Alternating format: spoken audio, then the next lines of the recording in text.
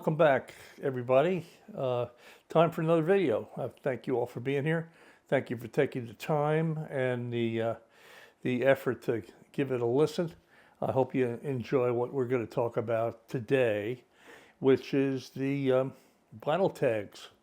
I'm using the outline kind of that Rob the Waxed designed. There's about 10 questions here, or 10 topics.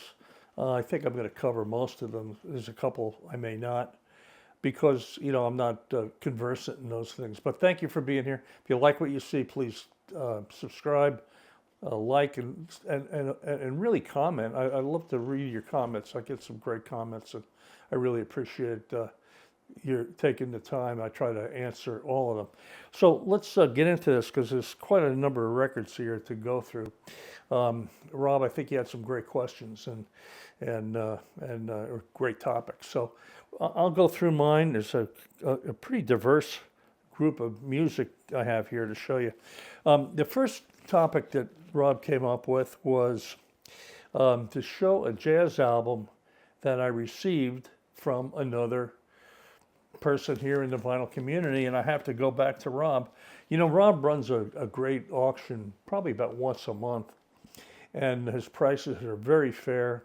He's very accurate in his condition, and I would recommend you check that out. If you don't know Rob the Waxed, I'm sure you all do. Check it out. He's very, very, very conversant in jazz and information on labels and pressings and stuff. And I've been doing this a long time, and I learn something almost every time I watch one of his videos. Anyhow, so if you buy some records from Rob, very, very often he'll throw in something, and it may not be, a mint plus of a very rare record, but they're very playable and very listenable. The conditions are good. And one of the ones he sent was a Richie Kamuka record on Concord Jazz. And it's an interesting record. I had not seen this before. I have a lot of Concord recordings, but this is called Drop Me Off in Harlem with Dave Frischberg on piano. Dave is a great songwriter. I think he's living in Portland, Oregon now. Did a lot of work with Jack Sheldon and the guys in LA. And of course, Ray Brown on bass and Herb Ellis on guitar. With a trio. Richie Kamuka is a great player. Did a lot of work with, guys like Shelly Manne and the West Coast guys back in the 60s. You can hear him on the Black Hawk recordings with Shelly Manne and a lot of other things. Really great player. This is a really good record. Rob, thank you so much. It's a real surprise. And I've listened to this a couple of times and really enjoy it. So that would be my pick of the year for kind of the gift of folks from this great vinyl community that we play around with. So the next topic was mono and stereo recordings. I don't think this came. I actually think this record was reissued by Acoustic Sounds in 23 or maybe 22 rather, or early 23. I'm not sure. But of course, it's Night Train, the Oscar Peterson Trio, classic recording of Night Train on Verve. The reissue is great. It's been reissued in stereo back 1962, I believe. This was recorded. This is the original mono on Verve, and it is a great record. It's in pretty good condition. I'd say my copy is probably a VG, which for that time period, now being 60-something years later, is really good. But this is in mono, and of course the new version that came out that I think everybody rushed to buy, which they should, done by Chad over in Acoustic Sounds QRP, tip-on gatefold, mastered from the original tapes. I don't know who did the mastering on this, but it's really good. However, I have to tell you, the mono I think just is fuller. Maybe it's depressing. It doesn't, it's no better, no worse. But I enjoy the mono version of this better, maybe because I just grew up kind of listening to this record and just enjoy the tightness of this group in mono.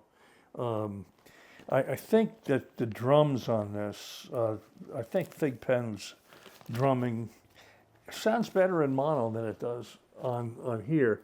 I will tell you that on the reissue, the piano has a little fuller sound. I guess there's good and bad in both. I just enjoy the mono pressing on that. That's not always the case. Most things I enjoy the reissues, only because A, they're in better condition. The mastering has been upgraded for the most part, and we're going to talk about this in a minute because the next topic is an album that was an OG and a reissue of, and I'm going to go into another contemporary record by Art Pepper that I talked about in the early video that I did a couple of years ago. This record is Art Pepper plus 11. You're probably all familiar with this. It's a kind of a big group that Art Pepper recorded with arrangements by Marty Paich, some great studio players, some great players in LA. Is on this record. Jack Sheldon, of course, one of my heroes, is on here. Pete Condoli, Dick Nash, great trombone player. Bill Perkins, Herb Geller, Russ Freeman, and of course the great Mel Lewis on drums. This is I think the second pressing on contemporary. This was done in '59. I think this is a 60 or 61 pressing. It is not the original pressing. It's a green label contemporary, and it is in great shape. And I found this about a year and a half ago, and it's in really, really, really good shape. This kind of original contemporary. In 22, I believe, this reissue came out, and of course it's on a black contemporary label. Let's see if I can get this out and show you here. It's a black contemporary label with the gold writing on it, and it's really good. And it was remastered by Bernie Grunman, who did a great job. This is part of the Contemporary Classic series, which I'm sure that you've all known in the last couple of days. A lot of new stuff coming, which is amazing stuff coming. But I have to tell you that if you go back and watch that video, maybe I'll tag it in here. When I A-B'd these on kind of identical turntables, but identical phono cartridges, and just went back and forth. I have a Mac C32 preamp, vintage preamp that has two phono inputs, so I'm using the same phono input. The original is much better sounding. Maybe I just got a great pressing of it.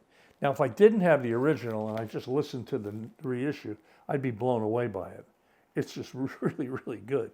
But man, contemporary, I don't have to tell most of you, they really had it together. They knew how to record.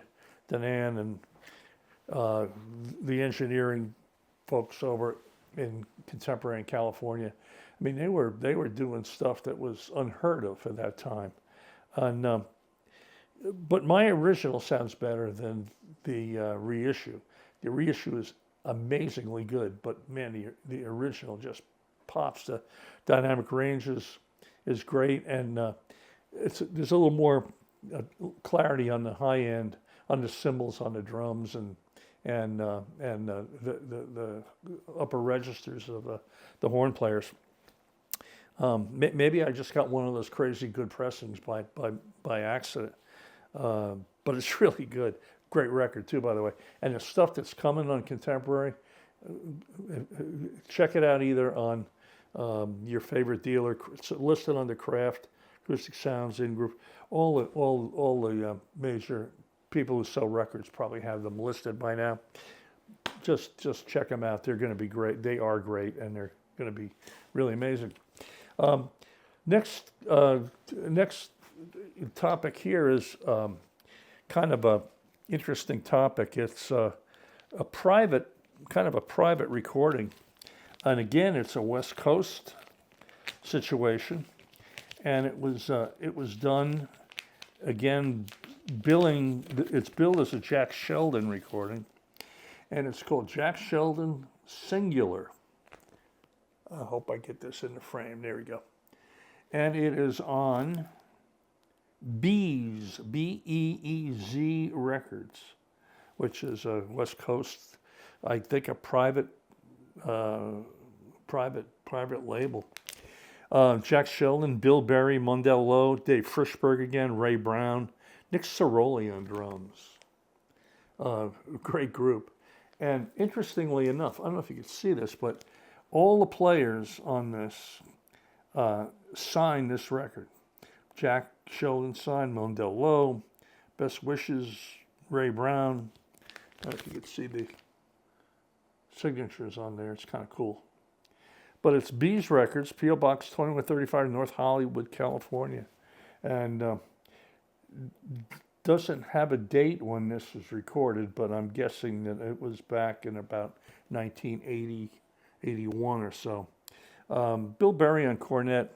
You know, he's a good player, but man, when you're dealing with Jack Sheldon, you better be able to play, because man, Jack is smoking on this record. But it's a private record I found on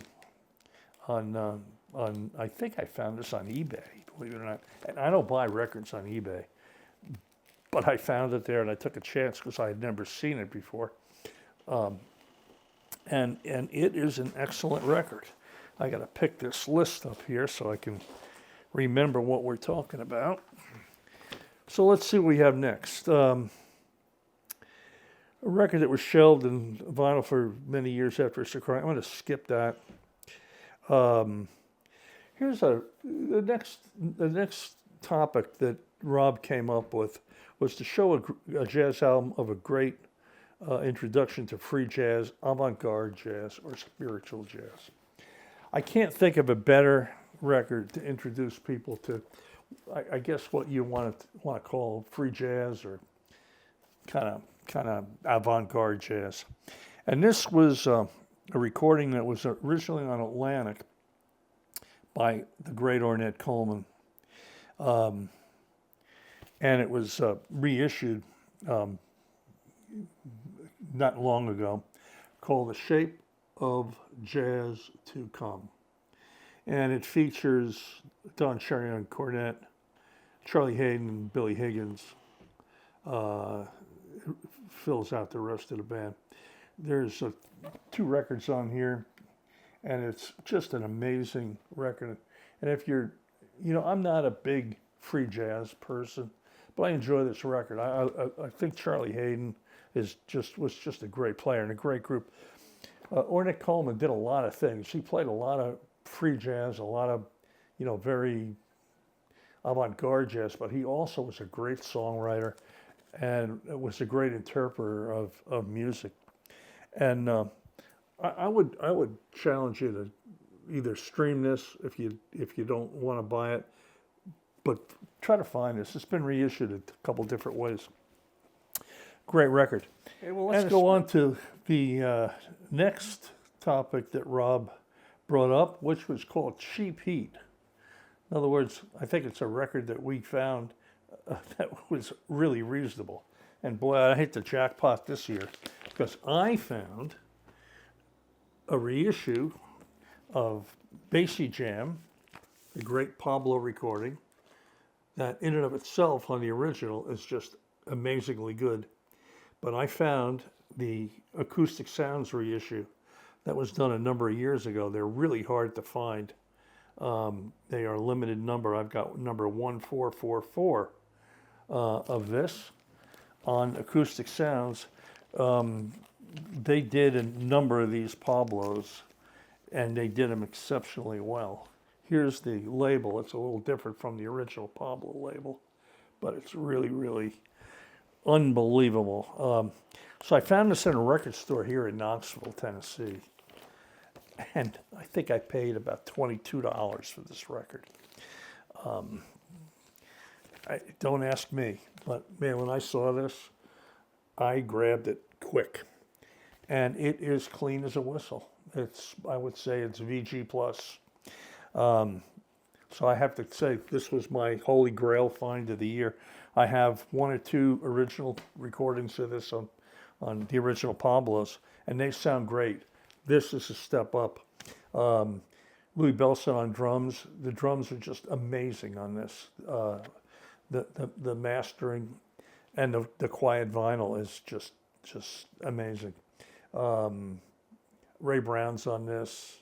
Harry Edison's on this. Zoot Sims is on this. And of course, Count Basie, who plays predominantly organ on this and plays really, really soulful organ on this. If you don't have this record, even if you can't find this pressing, if you can, you're going to pay a lot of money for it. I don't know. I just lucked out. But pick this one up. This is a classic, one of the best sounding records of all time. And then the last topic is an album that I considered a grail I picked up in 23. Well, that one certainly was, but I put that in cheap heat. There's a number of them, and I'm not going to go into all of them, but excuse me, I managed to acquire a whole bunch of OJCs this year. Original jazz classic recordings from the 80s. And I'm just going to show you 3 or 4 of them that I managed to pick up, and they all sound amazing. Again, they're in good shape. They're VG plus, VG maybe, but mostly VG plus. Chet Baker, Chet, OJC. And this is again from, I think these all came out in the mid 80s, Riverside reissue. But man, what a great sounding record. How about this one? Groovy, Red Garland Trio on OJC. Laura Taylor and Paul Chambers. How about this one? Kenny Drew Trio with Paul Chambers. And of course, Philly Joe Jones. OJC original. And here's, of course, everybody digs Bill Evans. And I have to tell you, this may be the best sounding recording I have of this. OJC did a great job on this back in the day. So it's been a great year. I probably picked up, I'm guessing, 20 to 30 original jazz classics this year. Those are just 4 of them. What would I like to see reissued in 2024? Well, I'm going to get my wish because they're going to reissue Shelly Man at the Black Hawk on Contemporary. Again, check out what's coming from Contemporary, which was just announced a couple days ago. There's been a few videos on this. I know Rob did one with Mike for the Jazz Bums, and a couple of people have talked about these, so I'm not going to go through it again. But the stuff that's coming from Contemporary, it's kind of one every month. I think 1 month there's 2 to some Art Peppers. There's Teddy Edwards. There's so many good things coming that Kraft is doing in conjunction with Analog Productions. It's going to be a great year. Get out your checkbooks or your credit cards. Anyhow, thank you for watching. Until next time, again, if you like what you see, hit the like button. And until next time, that'll do it for the jazz tag of this year. We've got a lot more coming soon. We'll see you soon again. Thank you.